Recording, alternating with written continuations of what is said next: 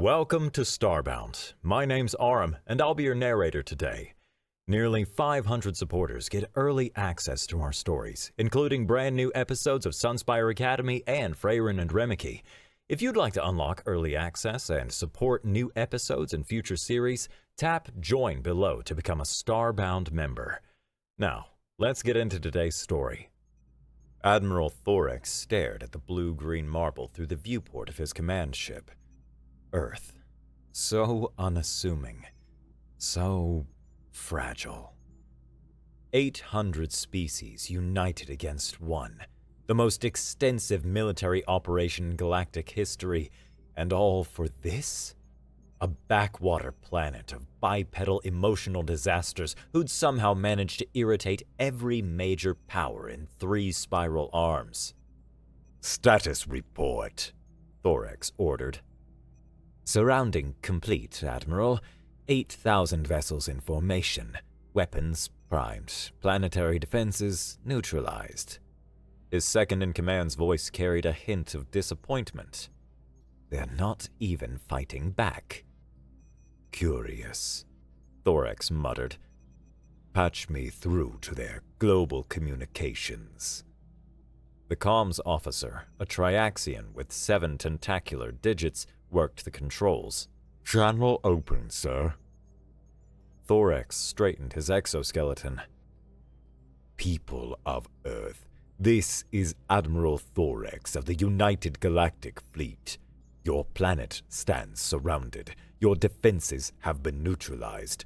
We demand your immediate and unconditional surrender, or we will reduce your world to atomic particles." Silence hung for a moment. Then a voice, almost bored, responded, We surrender. Transmission over. Have fun." Thorex blinked. "What did they say?" "They surrendered, sir," his assistant said hesitantly. "Just like that?" "Just like that." Thorex felt uneasy. Humans never surrendered. It defied their psychological profile. They were supposed to make grand speeches about freedom and sacrifice. They were supposed to launch some desperate, mathematically impossible counterattack. "Send in the occupation forces," he ordered. "Full biohazard and defensive military protocols." General Zavith led the first landing party into New York City. The streets were empty. Buildings stood intact. Traffic lights continued their rhythmic changes. Music played from open cafe doors. But there were no humans. "Spread out! Search everything!" Zavith commanded. A lieutenant approached with a mug. "Sir, I found this. The liquid inside is still warm." Zavith sniffed it. "Coffee. Their stimulant of choice." Admiral Thorex's voice crackled over the comms. "General, report." "Sir, they're gone. All of them. The infrastructure is intact, but there's no sign of the humans. No bodies, no evacuation evidence. They've simply vanished." In the background, a Marine called out, "Sir, we found something!" The something was a maintenance drone, covered in what appeared to be dried blood. It rolled toward them, bumping clumsily against tables and chairs. A scratchy audio file played from its speakers. "Is this the real life?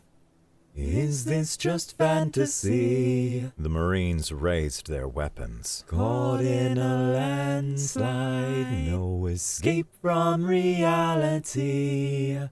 "Scans show no explosive components," a technician reported, lowering his scanner. The drone bumped into a Marine's leg, stopped, and rotated its optical sensor upward. "Cleanup's done," it announced in a cheerful voice. "Now, you're next." It exploded. The blast wasn't large, just enough to take out 3 Marines and spray the rest with a fine mist. Admiral Thorex's voice came through again, urgent now. General Zavith, report. A different voice answered, impossibly calm amidst the screaming.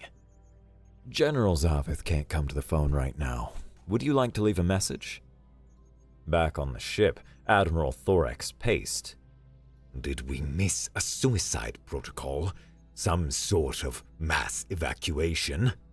His science officer shook her head. Impossible. We've been monitoring their communications for years. There was no warning, no preparation. 8 billion life forms can't just disappear. Lieutenant Druvox entered, saluting crisply. Admiral, you wished to see me? Thorax stared at him. No, I didn't. But I received orders. Druvox looked confused. From whom? From you, sir. He extended a datapad. My promotion orders. You signed them yesterday. Thorax took the pad. The signature was indeed his. The timestamp confirmed it was from the previous cycle, but he had no memory of it. Who is Lieutenant Druvox? He whispered to his second-in-command. Your new strategic advisor, sir, transferred from the Centauri division last month. Thorax had never met the officer before in his life. That night, Thorax dreamed of Earth oceans and human cities he'd never seen. He woke gasping, rushed to his armor, and, for just a moment, a blink, really, saw a face that wasn't his reflected back. Thorax dismissed it as stress. They all did, at first. The first signs were subtle, imperceptible to most. In the mess hall of the battlecruiser Inevitable Victory, Sergeant Krillix couldn't finish his nutrient paste. Something wrong with the synthesizer? His squadmate asked. Tastes wrong, Krillix muttered. Too bland. Bland? It's exactly the same as yesterday. Krillix twitched in annoyance. I know. That's the problem. He pushed the bowl away. Do you ever wonder what human food tastes like? His squadmate stared. Why would I wonder that? I don't know. Krillix scratched absently at his exoskeleton, which had been itching lately. Just curious. Curiosity about humans is a bit strange. Are you feeling well? His squadmate asked. Perhaps you should report to medical. Krillix's eyes narrowed. And you should mind your own business. That night, he dreamed of something called pizza and woke with a desperate craving he couldn't explain. Lieutenant Commander Narvex, head of security for the dreadnought Unrelenting Judgment, reviewed surveillance footage with increasing concern. Play it again, he ordered. The technician rewound the holofeed. It showed Ensign Titch entering a restricted data core at 0300 hours, accessing classified files, then leaving. Nothing overtly suspicious, except... Ensign Titch was on medical leave yesterday, Narvex said. Recovering from surgery. The technician looked confused. But that's clearly him, sir. Summon him immediately. When Titch arrived, he appeared perfectly normal. Did you access the Class 3 data core last night? Narvex demanded. No, sir. I was in medical recovery as ordered. Narvex showed him the footage. Titch watched with distress. That's not me. Narvex grew impatient. It looks exactly like you. But it can't be. The ensign's voice rose. I was sedated. Look! He rolled up his sleeve, revealing fresh surgical seals along his tertiary manipulator. You can check the discharge time from the hospital. Narvex frowned. Then who is that on the recording? Neither had an answer. When Narvex returned to his quarters that night, He found a handwritten note on his sleeping platform. You're asking the wrong questions. Look in the mirror. Sweet dreams while you're still you. The handwriting matched his own perfectly. Fleet Commander Xyleth's suspicions grew by the hour. More incidents, more anomalies, crew members singing human songs in their sleep, officers unconsciously sketching Earth landmarks, technicians speaking with unfamiliar speech patterns. He called an emergency meeting of his senior staff. We have infiltrators, he announced without preamble. No one disagreed. The evidence was overwhelming. But how can we identify them? Asked his executive officer. Our scans detect nothing abnormal. Genetic tests show no inconsistencies. Not anymore, Xyleth said grimly, activating a holoscreen. Medical finally found something. Look closely. The screen showed microscopic imagery of cellular structure.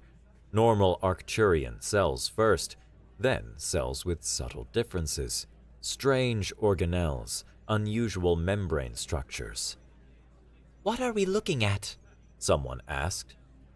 Nanotechnology, Xyleth replied. Integrated at the cellular level. It's changing tissue on a molecular basis. Changing into what? We don't know yet, but it's spreading. He switched images. These cells are from officers who exhibited unusual behavior. The changes are progressive, more pronounced in some than others. The medical officer cleared her throat nervously. There's something else, Commander. The affected cells. They communicate. Explain. When isolated samples are placed near each other, they emit quantum encrypted signals. They're networking, sharing information. A heavy silence fell over the room. So we're not just looking for disguised humans, Xyleth concluded. We're looking for our own people being transformed? Yes, sir. And we have no way to know how far it's progressed. The changes are subtle, until they're not. Xyleth made his decision. Full quarantine protocols. Mandatory screening for all personnel. Anyone showing cellular anomalies is to be isolated immediately. And if the screening itself is compromised? His XO asked quietly. Xyleth had no answer. The comms officer, the one too perfectly proportioned, sat in his isolation cell, humming softly. Fleet Commander Xyleth watched through one-way glass. How long has he been like that? Since we brought him in, sir. No food, no water, no sleep. Just humming. Xyleth recognized the melody. An Earth composition. Mozart. I want to question him personally. His security chief protested, but Xyleth was beyond caution now. He needed answers. In the interrogation chamber, the comms officer's smile never wavered, even as Xyleth circled him like a predator. Name and rank, Xyleth demanded. Zeth Rawl, Communications Specialist, 3rd Class. Perfect Arcturian accent, down to the subharmonic resonances. You've been observed speaking an Earth language, Portuguese. There must be some mistake, Commander. I don't know any Earth languages. Xyleth activated a recording. The officer clearly speaking fluent Portuguese while asleep. Interesting, the officer said, watching himself. Perhaps I heard it somewhere. I'm told I have an excellent memory. Or perhaps, Xyleth leaned close. You're not Arcturian at all. The comms officer's smile took on a new quality, knowing, almost intimate. I assure you, Commander, I'm not human. I'm just versatile. Something about the way he said it, versatile, sent ice through Xyleth's spine. Begin. He nodded to the guards. They strapped the officer down, applied pain inducers, nerve stimulators, truth serums. The Arcturian's skin blistered and wept, but he maintained that same placid expression. 6 hours later, Xyleth personally applied a molecular separator to the officer's abdomen. It should have caused unspeakable agony. The officer sighed. Hell, you got me. Then he reached up, straps snapping like paper, and pulled at his own face. There was a sickening crack as bone and cartilage collapsed. Green skin peeled back like a wetsuit, revealing pink human flesh beneath. A full human stepped out of the Arcturian shell, stretching as if waking up from a nap. God, that was cramped. You have no idea how hard it is to maintain non-bilateral symmetry for months on end. His accent was something called Texan. Y'all really need more comfortable chairs in there. Xyleth stumbled backwards. Guards! The human rolled his eyes. Oh, please.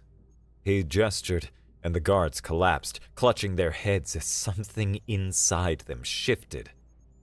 See, that's the thing about you folks, the human said conversationally, picking up one of the torture implements and examining it curiously. You think infiltration is about blending in. For us, it's about becoming the environment. He tapped his temple. Viral thinking. Xyleth lunged for the alarm.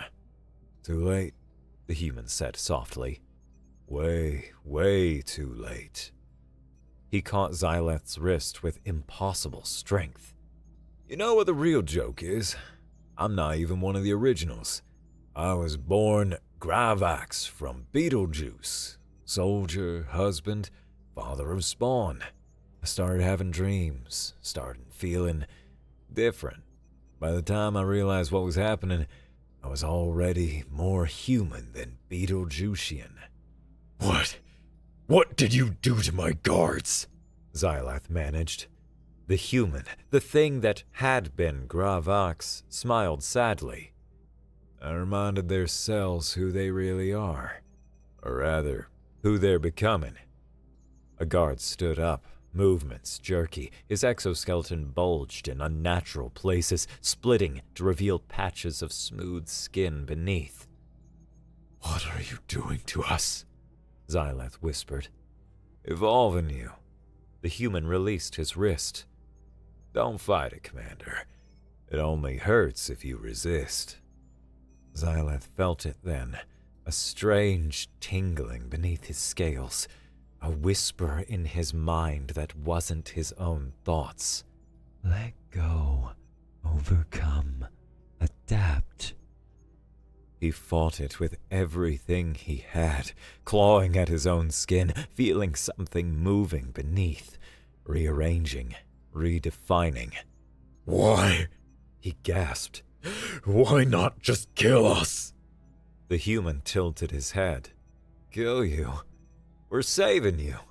We're offering immortality through change. We don't want to be you! No one ever does, at first. The human approached a viewport, gazing at the stars. That's the beautiful part. By the time the change is complete, you'll wonder how you lived any other way. The comms system crackled to life. Screams echoed through the ship, punctuated by wet, cracking sounds. And beneath it all, a soft melody. Hush, little baby, don't say a word. That would be my colleagues, the human said cheerfully. Right on schedule. Xyleth felt his jaw dislocating, reforming, vocal cords developing where none should exist. His last words as himself were a desperate, guttural plea. The human, The thing that wore human shape patted his shoulder almost compassionately. Don't worry, it said. This hurts me just as much as it hurts you. Actually, that's not true. It hurts you way more. He chuckled. Human humor. You'll get it soon enough.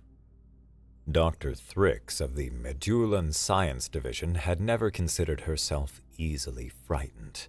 5 doctorates, 3 wars, and countless epidemics had hardened her to most terrors. What lay on her examination table defied comprehension.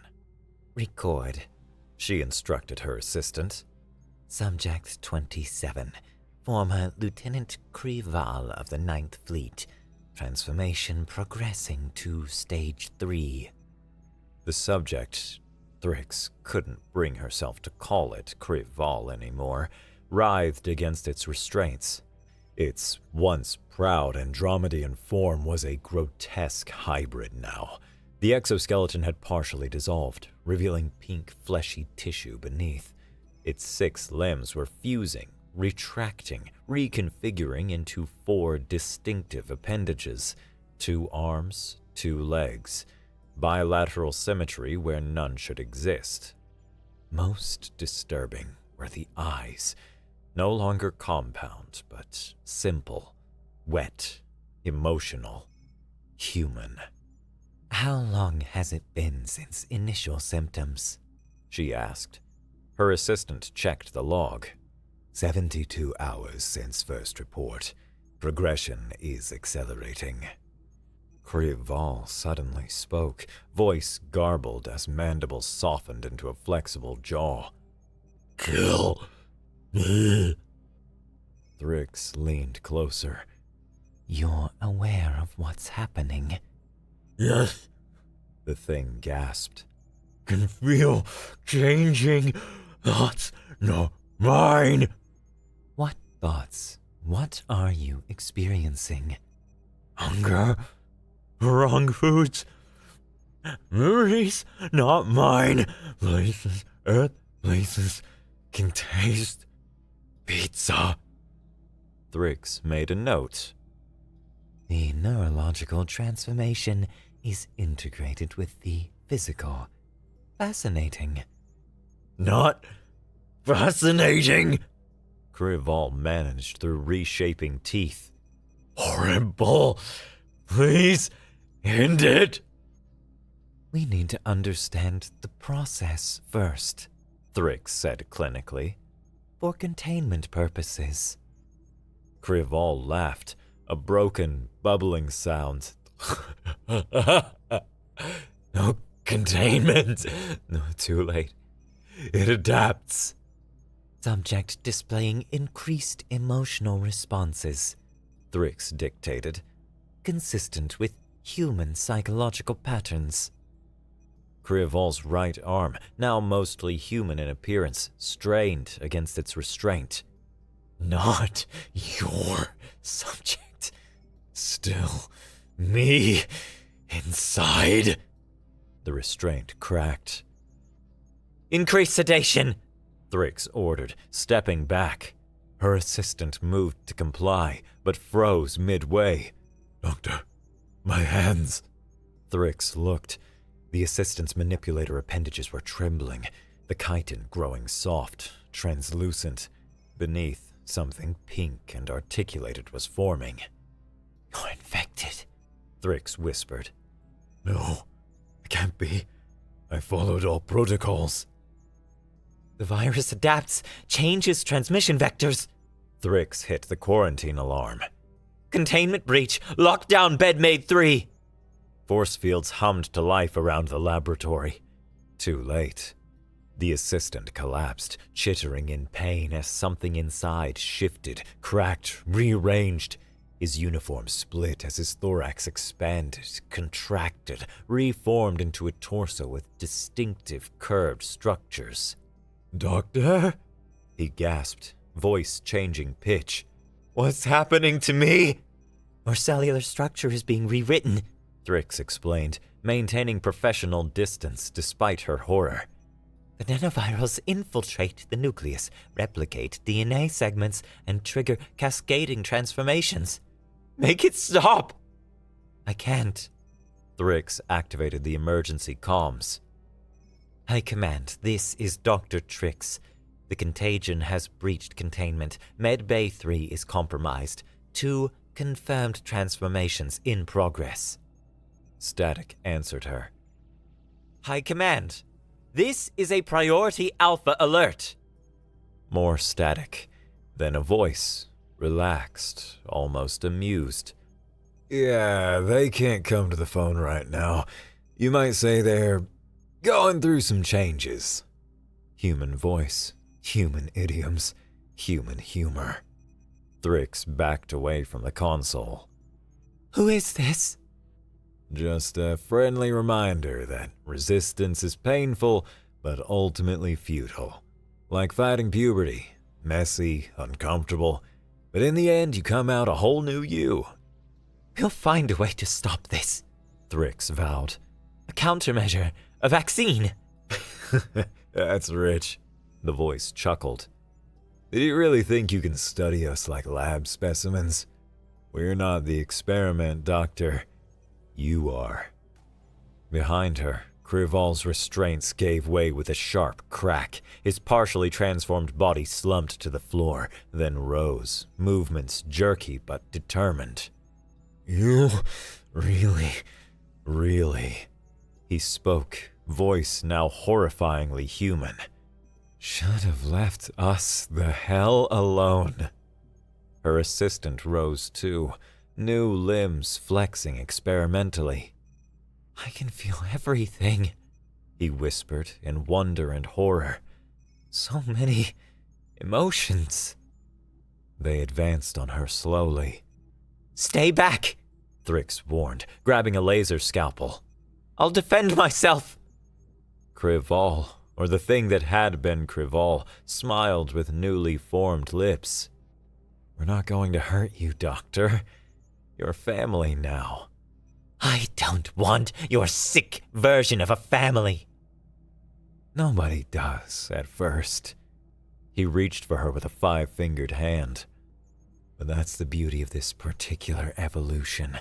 By the time it's complete, your old life will seem like a half-remembered dream. Thrix slashed with the scalpel, drawing blood, red blood, from his arm. He barely flinched. Pain, he mused, examining the wound. So much more intense this way. You feel everything. He looked up at her. You'll understand soon. Thrix bolted for the emergency evacuation tube, but her assistant blocked the way. She feinted left, then right, but he anticipated her movements perfectly. Your species has always been logical to a fault, he said, voice gentle despite the grotesque transformation still rippling through his body. Always calculating odds, probabilities. Humans, we're intuitive. We feel our way through problems. His hand shot out, impossibly fast, and caught her wrist. Let go! She screamed, feeling something warm spreading up her arm from the point of contact. A tingling sensation, followed by an itch that burrowed deep beneath her exoskeleton. Shh, he soothed. First stage is always the scariest. Just breathe through it. What have you done to me? Thrix whispered, watching in horror as her beautiful blue chitin began to soften, turn translucent. The comms crackled again, the same human voice, infuriatingly casual. Hey, Doc, quick question before you go through your metamorphosis. What's the estimated infection rate ship-wide? Our models suggest 60% by now, but I'm curious about your professional opinion.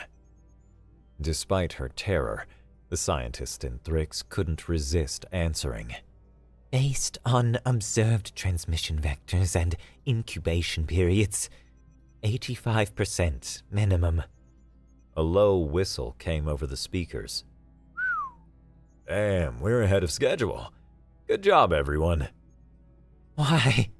Thrix managed, feeling her jaw structure begin to shift beneath her face. Why not just conquer us? Why this? Because conquest is temporary. This, the voice softened. This is forever. Why build an empire when you can become a species? In a military installation 16 light-years from Earth's solar system, General Zavith's aide approached with a data pad. The reports from the medical division, sir. Zavith scanned the documents, his 4 hearts sinking with each page. Is this verified? He asked. Triple confirmed, sir. The phenomenon is spreading exponentially. Zavith studied the microscopic images of the nanovirals invading alien cells. They were ingenious in design, able to penetrate nearly any biological defense, adapt to different physiologies, rewrite genetic code from the inside out. How are they transmitted? Initially through direct contact, but they're evolving. Latest cases suggest airborne capabilities, possibly even transmission through shared computer systems. Zavith looked up sharply. Through technology? That's impossible. The nanovirals contain quantum entanglement mechanisms.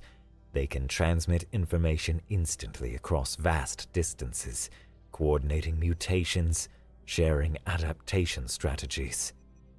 They're networked, Zavith realized with dawning horror. A distributed intelligence. Yes, sir. And they appear to be learning. Zavith rubbed his face, feeling an unfamiliar itch beneath his scales. Casualties? That's just it, sir. No deaths, not one. The affected don't die, they transform. The general stood, moving to the viewport. And the psychological component, the reports of memory alterations. Confirmed. The virus doesn't just change bodies, it rewrites neural pathways, implants memories, behaviors, even personality traits. So, we lose everything. Our forms, our identities, our very selves. Yes, sir. The aide hesitated. There's something else, something the medical team discovered only this morning. What? Every transformed subject carries the same genetic marker, a sequence that doesn't exist in any species records. Human DNA. Yes, sir. The aide nodded. What are your orders? Zavith considered their options. Quarantine had failed. Containment had failed. Medical countermeasures had failed. Send word to all remaining uncompromised units. Full sterilization protocols. Sir, you mean... Exactly. Any vessel showing signs of infection is to be destroyed immediately. No exceptions, no rescue attempts, no prisoners. Even our own people? They're not our people anymore, Zavith said grimly. They're human now. The aide saluted and turned to leave. Wait, Zavith called. One more thing. Implement mirror protocols. Sir? Every officer, every 10 minutes, check reflections. If you see a face that isn't yours, if you see anything human looking back at you, report to disposal immediately. Yes, sir. And if you see something, sir... Zavith's hand moved to his sidearm. I'll take care of it myself. After the aide left, Zavith moved to his private washroom, activated the light, stared at his reflection. His face stared back. Green scales, yellow eyes, familiar.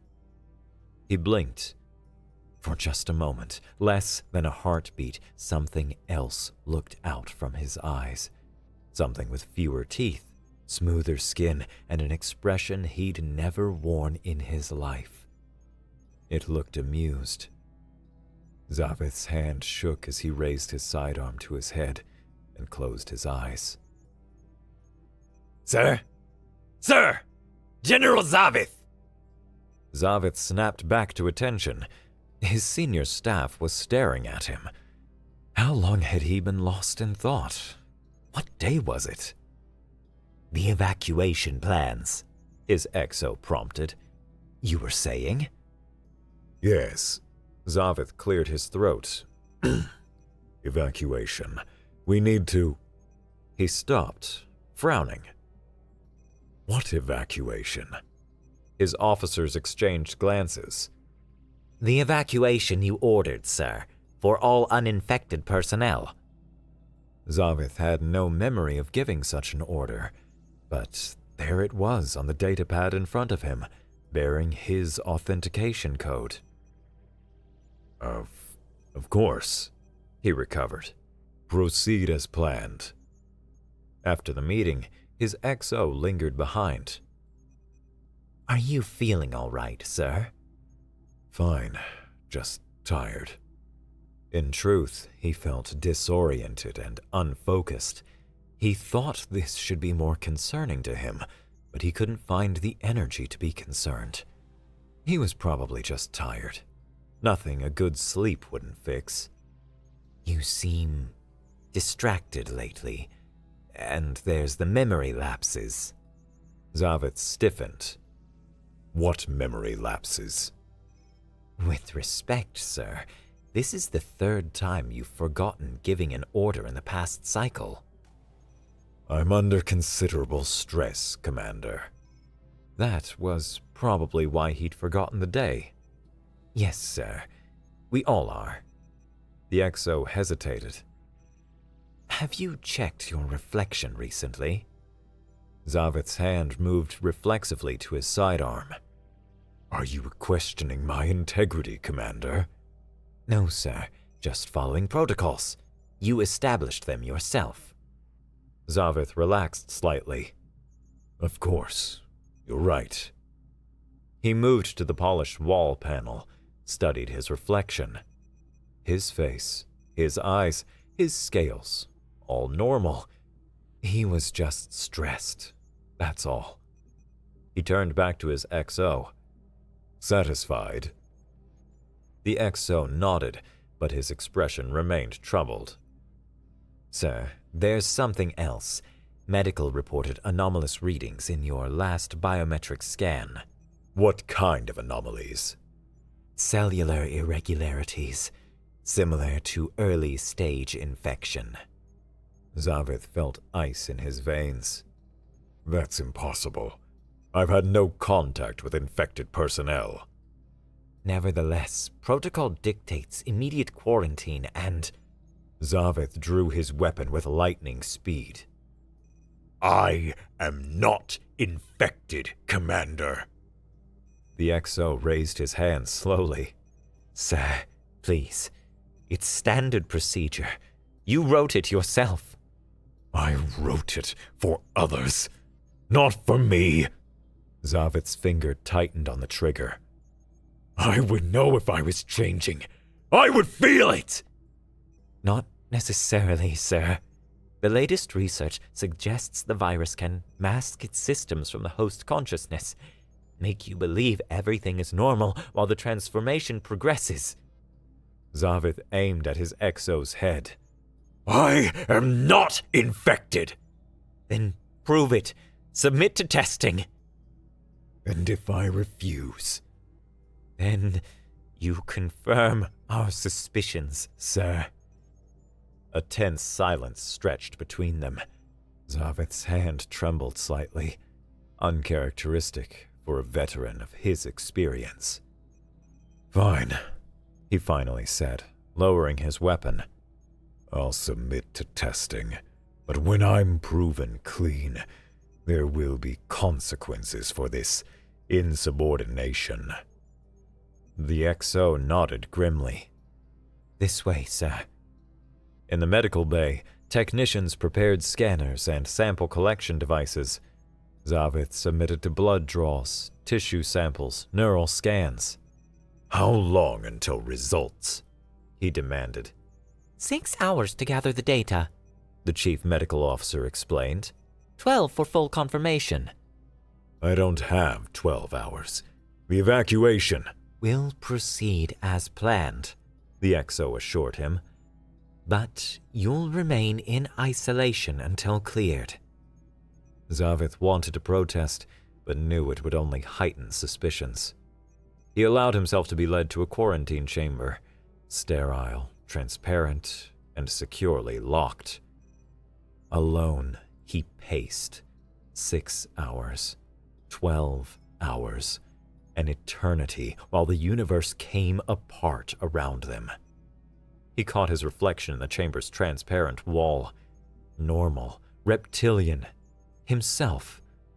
But why did his skin itch so strangely? Why did food taste wrong lately? Why did he keep humming tunes he'd never heard before? And why, most disturbingly of all, had he dreamed last night of a place called Montana, with its big sky and sweeping plains, when he'd never set foot on Earth or learned its geography? Zavith sank onto the examination table, suddenly unsure of everything. If he couldn't trust his own mind, his own memories, what could he trust? A technician appeared outside the chamber, activating the comms. Sir, preliminary results are in. Already? It's only been... Zavith checked the chronometer.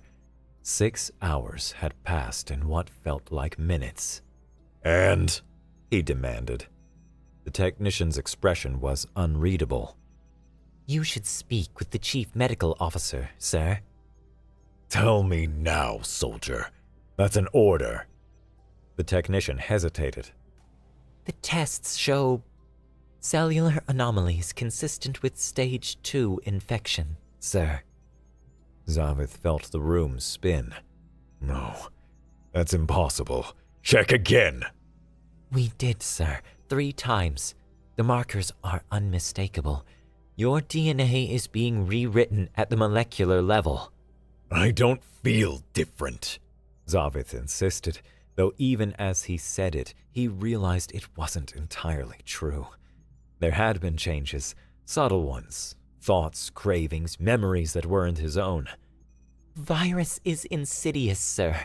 It masks its progress from the host consciousness. You wouldn't necessarily be aware of the changes until they're quite advanced. Zavith looked down at his hands. Were his claws shorter, his scales less pronounced, or was that just paranoia now? What happens next? He asked numbly. Protocol is clear, sir. You established it yourself. Infected command personnel are to be neutralized to prevent spread. A memory of him standing before a mirror, holding his sidearm to his head, flashed through his mind. Had that been reality, or a bad dream? Zavith nodded slowly. And who gives that order, in my case? Your XO, sir, as acting commander. Of course. Zavith had engineered these protocols himself. Ruthlessly efficient. No exceptions. Even for himself. Especially for himself. I'd like to speak with my XO, Zavith said. He's unavailable at the moment, sir, overseeing the evacuation. Something in the technician's tone caught Zavith's attention. A slight hesitation. A careful choice of words. What aren't you telling me, technician? The young soldier shifted uncomfortably. Nothing, sir. You're lying. Zavith moved closer to the transparent barrier. Where is Commander Srill? What's happening out there? The technician glanced over his shoulder, then leaned closer to the comm. Sir, There's been developments. The infection rate, it's accelerating beyond all models. Whole sections of the base are compromised. The evacuation. Stalled, sir. Navigation systems are failing. Communications are scrambled. It's as if... He swallowed hard. As if the systems themselves are infected. Zavith felt a chill. And my exo. The technician's voice dropped to a whisper. He's ordered your execution, sir. Then countermanded it 10 minutes later. Then ordered it again. He's changing. Right in front of us. 1 minute he's Commander Srill. The next he's someone else. Get me out of here, Zavith ordered.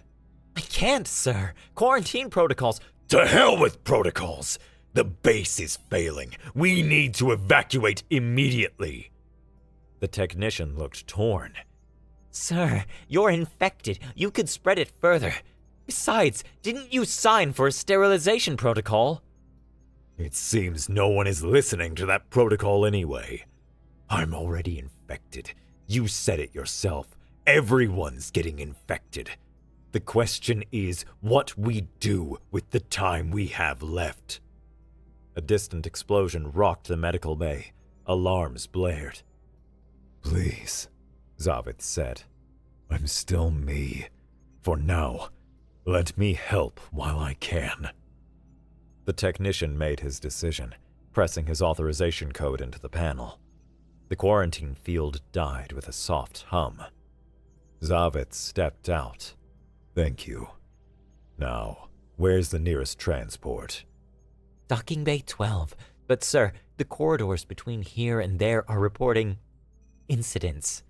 What kind of incidents? The technician swallowed. Transformations, sir. Violent ones. Some of our people aren't going quietly. Zavith gripped the young soldier's shoulder. Stay close. We're getting out of here. They moved through the corridors cautiously. Signs of struggle were everywhere. Scorch marks from weapons fire, smeared blood of various colors, abandoned equipment.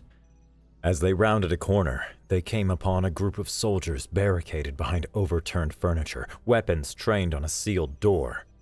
Hold fire! Zavith called. General Zavith, commanding! The squad leader looked up, relief washing over his features. General, we thought command was compromised. It is, Zavith said grimly. What's your situation? Containing an outbreak, sir. Group of engineers started changing during shift change. We locked them in, but... He was cut off by a terrible screech from behind the door. Let us out!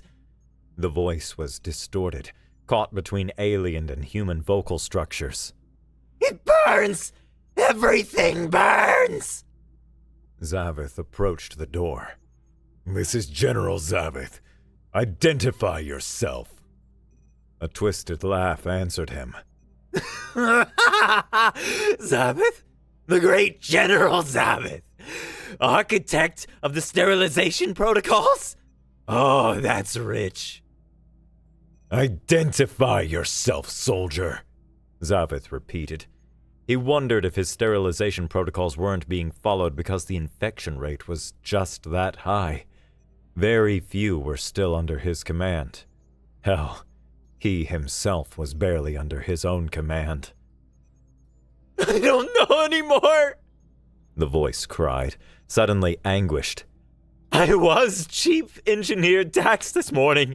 Now I'm becoming something else. My hands, they're wrong. Everything's wrong. Fight it, Zavith urged. Resist the changes. Another laugh, more human this time. Fight it, like you're fighting, General. How's that working out for you? Zavith froze. What do you mean? I can smell it on you. The change. It's already begun, ticking away inside, rewriting everything you are. The soldiers glanced at Zavith nervously. He's lying, Zavith said firmly. Trying to sow discord. Am I? The voice teased. Then why are your scales shedding? Why are your claws retracting? Why do you keep dreaming of Earth? Zavith raised his weapon and fired at the door controls. The panel exploded in sparks. Sir, the squad leader protested. What are you doing? Making sure they stay contained, Zavith said, but his voice lacked conviction. He could feel it now, the changes accelerating within him, awakened by stress or fear or simple recognition. His skin itched unbearably, his bones ached, and somewhere deep in his mind, alien thoughts bloomed like strange flowers. Sir, the technician was watching him with growing alarm. Your face! Zavith reached up, felt wet skin where scales should be. We need to move. Now. They continued through the base, gathering survivors as they went, but with each passing minute, Zavith felt himself slipping away. Memories became confused. Was that battle on Proxima his victory, or was he thinking of Thermopylae? Had he ever heard of Thermopylae before today? By the time they reached Docking Bay 12, Zavith knew he wouldn't be leaving with them. Get everyone aboard, he ordered the squad leader. Maximum capacity. Leave no one behind. What about you, sir? Zavith felt his jawline shifting beneath his fingers. No hiding it now. I'll secure your departure. Make sure nothing follows. The squad leader hesitated, then saluted. It's been an honor, sir. Tell me, Zavith asked as the soldiers boarded. Where will you go? The rendezvous point, Sector 9, as per evacuation protocol. Zavith nodded, though he knew it was pointless. Sector 9 was already gone. The infection had spread further than any of them realized. A part of him wondered if he defied his own protocols because of his infection. How could he tell what was him and what was human? As the last evacuees boarded, the technician lingered. Sir, what's it like? The change? Zavith considered the question. Like waking from a dream, only to find the waking world makes even less sense. A terrible crash echoed through the base. Something was coming. Go, Zavith ordered. While you still can. After the transport departed, Zavith sealed the bay doors and waited. He didn't have to wait long. They came in waves, former comrades now partially transformed. Some still recognizable, others so changed they seemed like different species entirely, all moving with the same purpose. General Zavith, one greeted him, a former admiral whose name escaped him now. We've been looking for you. I imagine you have. Zavith raised his sidearm. Come no closer. The transformed admiral smiled with newly formed lips. There's no need for that. You're already one of us, or will be soon. I am nothing like you, Zavith spat, though even as he said it, he felt the last remnants of his old self slipping away. His uniform hung loose on a frame that was shrinking, reconfiguring. Oh, but you are, the thing said gently. You just don't know it yet. The human within you is already awake, already thinking, already feeling. And the worst part was, Zavith knew it was true. He could feel the presence in his mind, growing stronger by the minute. A consciousness with memories of Earth, of human experiences, of a life never lived. Why? He asked, weapon wavering. Why not just kill us all? The transformed admiral tilted his head, a gesture too human to be coincidence. Because death is wasteful. And humans, whatever else they might be, are supremely practical. They're monsters. No, they're survivors. The universe tried to exterminate them. They responded by becoming something no one could fight. An idea, a process, a future. Zaveth's finger tightened on the trigger. One shot. That's all it would take. One moment of defiance before the end. But even as he tried to fire, he found he couldn't. Something inside, the growing human part, refused. There, the transformed admiral said softly. You see? It's already made its choice. Zaveth dropped the weapon, sank to his knees. His uniform split as his body reconfigured. Pain blossomed everywhere. Bones breaking, reforming, organs shifting. Does it have to hurt so much? He gasped. Only if you fight it, came the reply. Let go, and it can be beautiful. Around them, the base trembled with explosions, systems failing, power fluctuating. Or perhaps it was just the universe blurring as Zaveth's perception shifted. What happens now? He asked, voice strange in his ears, higher, softer. The transformed admiral, no longer an admiral, no longer anything recognizable, offered a hand. Now we become something new, neither them nor us, something better. Zaveth realized he was crying, actual tears from tear ducts that hadn't existed in his species. Emotions he had no context for washed through him, grief, fear, but also something else, something almost like hope.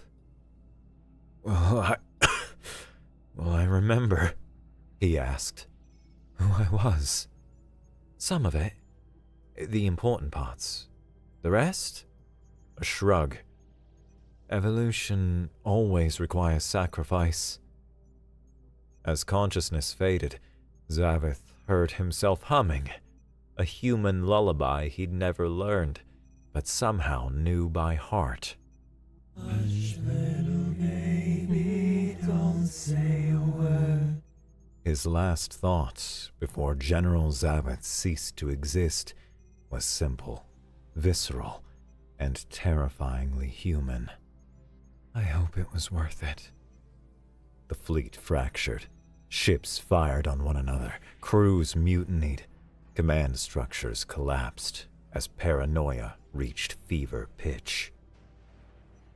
Far from Earth, in the Council of the Seven Suns, the last uninfected species gathered. They had captured a human, a real one, they believed, during the initial campaign. She sat chained to an interrogation post, bloodied but defiant, one eye swollen shut, jaw dislocated, yet somehow still wearing an expression that could only be described as amused. How? Demanded Overlord Harax of the Tauran Imperium. How did you do it? The human woman spat blood onto the pristine floor. Then she smiled through broken teeth. Do what? She asked, voice raspy. Infiltrate us, hide among us, turn us against each other. She laughed, a wet, broken sound. That's the funny part. We didn't have to try that hard. You did most of it yourselves. The virus, another counselor pressed. How did you deploy it across half the galaxy? The woman shrugged. Trade, tourism, that diplomatic exchange program you were so proud of. So rude to include everyone except humans, by the way. Your own surveillance teams brought it back. We didn't have to bring the virus to you. We made you come take it. And the disappearance? Horrocks demanded. Where did 8 billion humans go? Who says we went anywhere? Maybe we've been among you from the start. Maybe Earth was just a distraction. You're lying! Harak slammed his fist down. Tell us how to stop it! Her smile widened. It doesn't matter what you do. You lost. You just haven't finished dying yet. They killed her then, in frustration and fear. But death wasn't the end. Her body convulsed, skin splitting open like a cocoon. From within, they saw a writhing mass of tiny, spider-like machines emerged, each no bigger than a fingernail. They scattered, climbing walls, disappearing into vents, embedding themselves in equipment. And each began broadcasting coordinates for a fleet the Council's sensors couldn't detect. The room became filled with panicked cries as the aliens tried to escape, only to find their exit routes were blocked. Accusations quickly broke any trust the Council had for one another. No one could tell what was real and who may be infected. 8 hours later, the Council of the Seven Suns fell silent. When the cleanup crews arrived, they found the chambers empty. Nobody remembered how they died, because nobody was left who had seen it happen. It took nearly a standard year for the remaining uninfected forces to regroup. Their numbers had dwindled from millions to mere thousands, their mighty armada reduced to a desperate collection of warships and retrofitted civilian vessels. But they had a plan, a final solution. Nova-class planet killers. Weapons so devastating they'd been banned by Galactic treaty for millennia. Weapons designed to ignite a sun, creating a hypernova that would sterilize an entire system. Earth has reappeared on sensors, reported the tactical officer on flagship Vengeance. It appears to be changed. The view screen activated. Earth hung in space, blue and green as always, but now orbited by a massive biomechanical construct. A ring 30,000 kilometers in diameter, pulsing with energy. "What is that?" whispered Admiral J. Kahn, the last surviving member of the original War Council. "Unknown," came the reply, "but it's generating power readings off our measurable scales." J. Kahn straightened his uniform. "It doesn't matter. Prepare the Nova charges." Across the fleet, crews readied the forbidden weapons, targeting systems locked onto Sol, Earth's star. Firing sequences initiated. Every weapon misfired simultaneously. "What happened?" J. Kahn demanded. The weapons officer stared at his console in horror. "Sir, the Nova charges, they all contain AI cores. Human-made AI cores." "Impossible. These weapons were built in our most secure facilities." "Nevertheless," the officer looked up, face pale. "They refuse to fire at Earth. They're laughing at us." As if on cue, the comms system activated. A human face appeared on screen, ordinary by their standards, neither particularly young nor old. "Hello there," the human said pleasantly. "Having some technical difficulties." J-Con found his voice. "Who are you?" "Just a concept," the human replied with a shrug. "A particularly infectious one." Behind the human, others appeared. Hundreds, then thousands, their faces filling the background like stars. Some had familiar features. J-Con recognized officers who had served under him, counselors he had sat with, even his own second-in-command who had disappeared months ago. "You thought we were weak because we loved," the human continued. "Because we bled, because we laughed. You mistook our kindness for softness." The view pulled back, revealing not a command center, but a massive space filled with millions of faces, human faces, watching, waiting. And now, the human smiled. You're part of the family. The transmission ended with static. In the silence that followed, Admiral Jacon heard it. Alien screams from the lower decks, followed by human laughter and a soft, crooning melody. Hush, little baby, don't say a word. Mama's gonna show you a brand new world. Jacon turned to his crew. One by one, they began to smile. And somewhere, deep inside, in a place he didn't know existed, something shifted, awakened, and whispered, "Welcome home." The being that had once been Admiral Thorax stood on a beach in what had once been called Australia. Waves lapped at his feet, no longer chitinous but soft, five-toed, and strangely adaptable. The sky above was blue instead of the green he'd known his whole life. Beside him stood the human who had worn Arcturian skin like a suit, who had called Texas home in a previous life.